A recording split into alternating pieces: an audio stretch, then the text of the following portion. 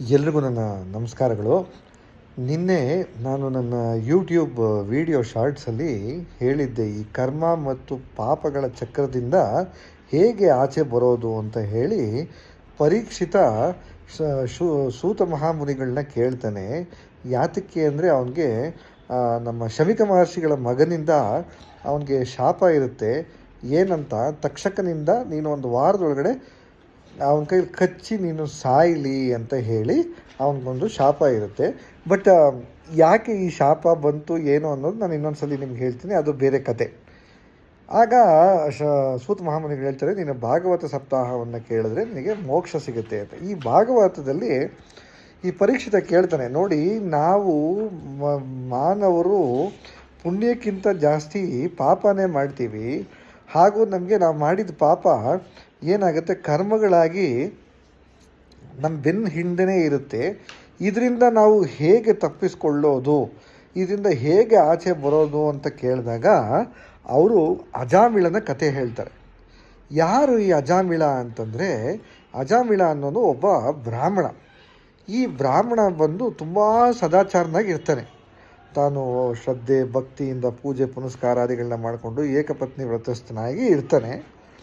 ಆದರೆ ಒಂದು ಸತಿ ಇವನೇನೋ ಕಾಡಿಗೆ ಹೋದಾಗ ಅಲ್ಲಿರೋಂಥ ಒಂದು ಹೆಣ್ಣನ್ನು ನೋಡಿ ಮೋಹಿತನಾಗಿ ಅವಳ ಸೌಂದರ್ಯಕ್ಕೆ ನಾನು ನಿನ್ನ ಮದುವೆ ಆಗಬೇಕು ಅಂತ ಅವಳಿಗೆ ಹೇಳಿ, ಅವಳು ಒಂದು ತುಂಬ ಇದರ ಜಾತಿಯ ಹೆಂಗಸು, ಅವಳನ್ನು ಇವನು ಮದುವೆ ಮಾಡಿಕೊಂಡು ಪೂಜೆ ತಾಪ ಧ್ಯಾನಾದಿಗಳು ಎಲ್ಲವನ್ನೂ ಬಿಟ್ಟು ಅವನೇನು ಮಾಡ್ತಾನೆ, ಅವಳ ಜೊತೆನೇ ಸಂಸಾರವನ್ನು ಮಾಡಿಕೊಂಡು ಅವಳಿಂದ ಮಕ್ಕಳಾಗಿ ಕಳ್ಳತನ ಸುಳ್ಳುತನ ಎಲ್ಲ ಮಾಡಿಕೊಂಡು ಅಲ್ಲಿ ಬರೋವಂಥ ಅಲ್ಲಿ ಆ ಕಾಡಲ್ಲಿ ಹೋಗುವಂಥವ್ರನ್ನೆಲ್ಲ ಪೀಡಿಸಿ ಅವ್ರ ಹತ್ರ ಇರೋದನ್ನೆಲ್ಲ ಕಿತ್ಕೊಂಡು ಕುಡ್ಕೊಂಡು ತಿಂದು ಅವನು ಹೀಗೆ ಜೀವನ ಸಾಗಿಸ್ತಾ ಇರ್ತಾನೆ. ಹೀಗೆ ಆಗ್ತಿರ್ಬೇಕಾದ್ರೆ ಅವನಿಗೆ ಅವನಿಗೊಂದು 10 ಜನ ಮಕ್ಕಳಿರ್ತಾರೆ. ಆ ಕೊನೆಯವನ ಹೆಸರು ನಾರಾಯಣ ಅಂತ ಹೇಳಿ. ಅವನು ಕಂಡ್ರೆ ಇವನಿಗೆ ತುಂಬ ಇಷ್ಟ. ಇವನು ಹೀಗೇ ಯಾವಾಗ ಒಂದು ಅನಾಮತ್ತಾಗಿ ಏನೋ ಆಚಾರ ವಿಚಾರ ಏನೂ ಇಲ್ದಿರ ಇವನು ತನ್ನ ಜೀವನವನ್ನು ನಡೆಸ್ಕೊಂಡು ಹೋಗ್ತಾ ಇರ್ತಾನೋ, ಇವನು ಅಂತ್ಯಕಾಲ ಬರುತ್ತೆ. ಇವನು ಅಂತ್ಯಕಾಲ ಬಂದಾಗ ಯಮದೂತರು ಬರ್ತಾರೆ ಇವನ್ನ ಕರ್ಕೊಂಡು ಹೋಗೋಕ್ಕೆ. ಬಂದಾಗ ಅವರು ಇವನ್ನ ಹೇಳ್ತಾರೆ, ಇನ್ನು ನಿನ್ನ ಕಾಲ ಮುಗಿಯಿತು, ಇನ್ನು ನಾವು ನಿನ್ನ ಕರ್ಕೊಂಡು ಹೋಗಬೇಕು, ನಿನ್ನ ಸಿದ್ಧನಾಗು ಅಂತ ಹೇಳ್ತಾರೆ. ಆವಾಗ ಅವನಿಗೆ ತುಂಬ ಭಯ ಆಗೋಗುತ್ತೆ. ಏನಪ್ಪ ಮಾಡೋದು, ಇಂಥ ಪರಿಸ್ಥಿತಿ ಬಂದುಬಿಡ್ತಲ್ಲ ನನಗೆ ಹೇಗೆ ಈ ಥರ. ಇವರೆಲ್ಲ ಅವರಂತೂ ಏನು ಒಳ್ಳೆ ಮಹಾನ್ ಬೃಹದಾಕಾರವಾಗಿರ್ತಾರೆ, ಏನು ಕೋರೆ ಹಲ್ಲುಗಳು ಉಗುರುಗಳು ಎಲ್ಲ. ಅವನಿಗೆ ಭಯ ಆಗೋಗುತ್ತೆ. ಭಯ ಆಗುತ್ತೆ. ಇನ್ನೇನು ಏನು ಮಾಡಬೇಕು ಅಂತ ಗೊತ್ತಾಗಲ್ಲ. ಎದುರುಗಡೆ ಅವನು ಅವನ ಕೊನೆ ಮಗನ ನೋಡ್ತಾನೆ, ನಾರಾಯಣನ ನೋಡ್ಬಿಟ್ಟು ನಾರಾಯಣ ಅಂತ ಕೂಗ್ಕೋತಾನೆ. ಇಷ್ಟೇ, ಅವನು ನಾರಾಯಣ ಅಂತ ಕೂಗಿದ ತಕ್ಷಣ ಎಲ್ಲೋ ಇದ್ದಂಥ ವಿಷ್ಣು ಭಟ್ರುಗಳು ಓಡಿ ಬಂದುಬಿಡ್ತಾರೆ. ವಿಷ್ಣು ಭಟ್ರು ಓಡಿ ಬಂದು ನಿಂತ್ಕೊಳ್ತಾರೆ. ಈ ಕಿಂಕರರು ಯಾರು ಬಂದಿರ್ತಾರೆ ಅವ್ರು ಕೇಳ್ತಾರೆ, ಯಾರು ನೀವು? ನೋಡೋಕ್ಕೆ ತುಂಬ ಕಳೆಯಿಂದ ಇದ್ದೀರಿ, ನೋಡಿದ್ರೆ ಯಾರೋ ದೇವತೆಗಳ ಥರ ಇದ್ದೀರಿ, ಯಾರು ನೀವು?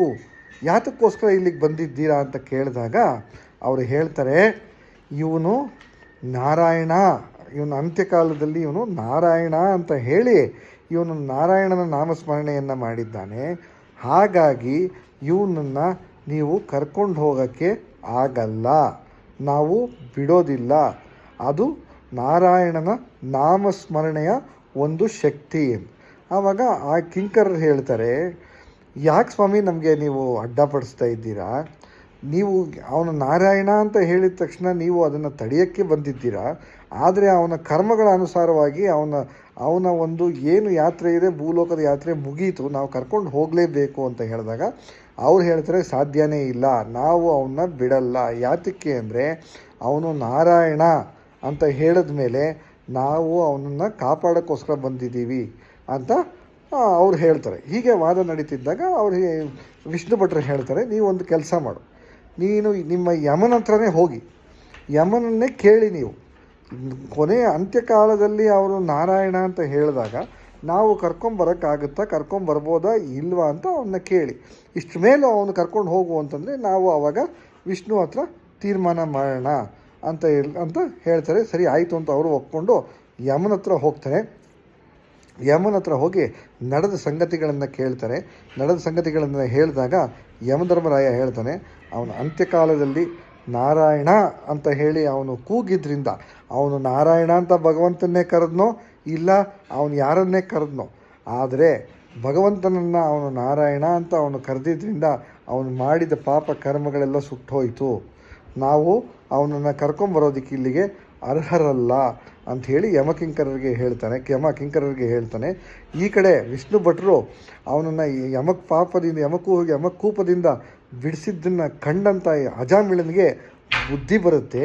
ಬುದ್ಧಿ ಬಂದು ತಾನು ಮಾಡಿದ ತಪ್ಪು ಅಂತ ಗೊತ್ತಾಗಿ ಎಲ್ಲವನ್ನ ಬಿಟ್ಟು ಕೊನೆಗೆ ಒಂದು ದೈವ ಭಕ್ತನಾಗಿ ವೈಕುಂಠ ಲೋಕ ಸೇರ್ತಾನೆ ಅನ್ನೋದರಲ್ಲಿ ಈ ಕತೆ ಮುಗೀತು. ನಾನು ಇದರಲ್ಲಿ ಏನು ಹೇಳಕ್ಕೆ ಬರ್ತಾ ಇದ್ದೀನಿ ಅಂತಂದರೆ, ನಾರಾಯಣ ಅಂದರೆ ಸಾಕು, ನಾಮಸ್ಮರಣೆ ಒಂದು ಸಾಕು, ಆ ಭಗವಂತನನ್ನು ನಾವು ಮಾಡಿದ ಪಾಪ ಕರ್ಮಗಳು ಅದು ಅಲ್ಲಿಗೆ ನಿಂತೋಗುತ್ತೆ, ಅಲ್ಲಿಗೆ ಅಳಿಸೋಗುತ್ತೆ ಅಂತ ಹೇಳ್ತಾ ಇವತ್ತಿನ ದಿನಕ್ಕೊಂದು ಭಗವಂತನ ಕಥೆಯನ್ನು ಮುಗಿಸ್ತಾ ಇದ್ದೀನಿ. ಎಲ್ರಿಗೂ ನನ್ನ ನಮಸ್ಕಾರಗಳು.